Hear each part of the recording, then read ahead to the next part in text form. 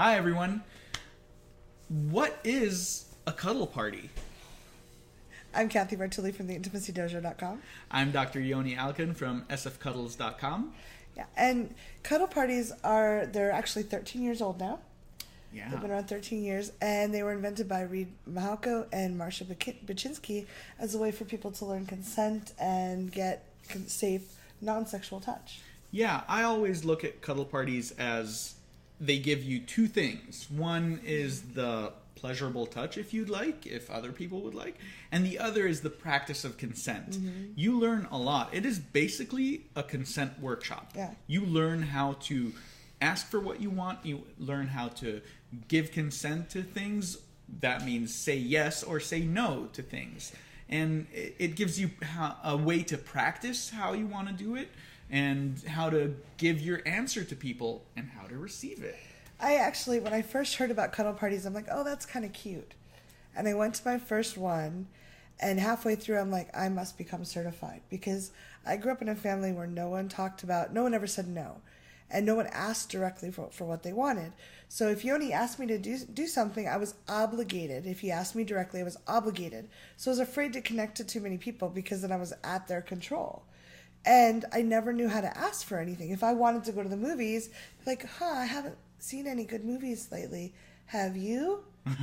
I heard the new movie is good. You know, like, it was very awkward, and people were always trying to guess with me, and I didn't feel empowered. It's supposed to, hey, Yoni, that new Logan movie's out. I really want to see it. Are you interested?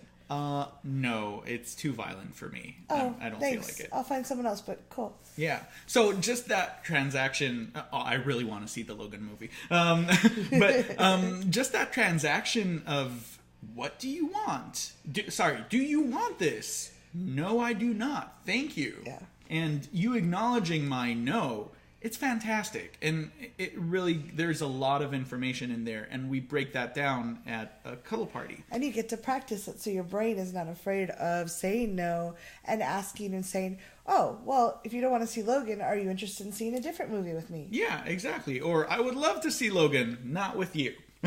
Thank you.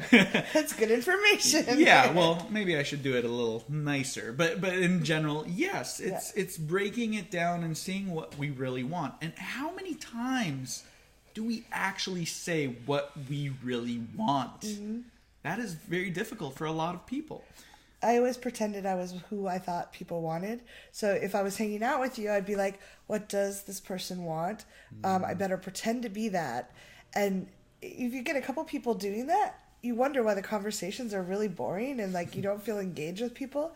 And I never could understand why people didn't know the real me. Yeah. Well, I was never bringing the real me to any of the conversations. I was never saying, I like this, I don't like this, I'd like to do that. Right. I know what you want to do, right? It's like, I want to say what I want to do. I need to figure it out in my mind and not be like, oh, if I say this, she won't want it, so I better not say it. Yeah. Say it. You Worst might case, be surprised. Yeah, you might be surprised. And cuddle parties really give you agency, and they really promote that kind of conversation, that kind of communication. And I know that my communication skills have gotten better since going to cuddle parties and running cuddle parties. Mm-hmm. I run cuddle parties in San Francisco. Cathy runs cuddle parties in San Jose, and sometimes we run cuddle parties together. It is fantastic. We learn from it. I see how transformative it is for people who come to cuddle parties. It's been amazing. Like at work, I work in a corporate job. We don't do touch. You know, I might occasionally good job kind of thing, but there's not a lot of touch. But just the fact that I can tell people, hey, if you're a no to working this weekend, that's fine. But are you interested in working this weekend? And they can get after a while that I mean it. And they're like that sense of like, like it's okay to say no, and no one's going to collapse. And in my family, saying no would cause major like breakdowns. Yeah. So just the fact that and I can talk to people and like just there's a communication level that makes it so easy. So yeah. I also do one-on-one cuddling with Cuddlist.com, and it is basically the same, but it's beautiful to see how people shine and bring what they actually want and don't want, and how they navigate when you work on them one-on-one. So it's a little bit different than Cuddle Parties, but it's still just the same framework. And Cuddle Party and Cuddlist are good friends, and they work together very nicely. It's really a great tool for people who look at how to say yes and how to say no, how to communicate, and how to get rejection and still feel good about it. There is so much. You have to come. And you're also welcome. I love seeing people's faces light up as they get that they can say no and have this power. I've had a lot of people come just to the workshop part before there's a workshop and then free cuddling. I've had people that were feeling really shy just come to the workshop part. And, half the time they decide to stay, but if they don't, a lot of them have come back with friends and stayed the full time. But you don't have to dive right into the deep end of cuddling if it feels too much for you. Yeah, you can stop right there.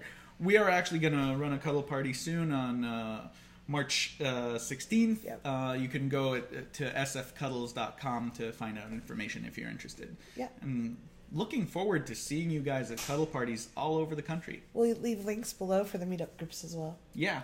Thank you, guys.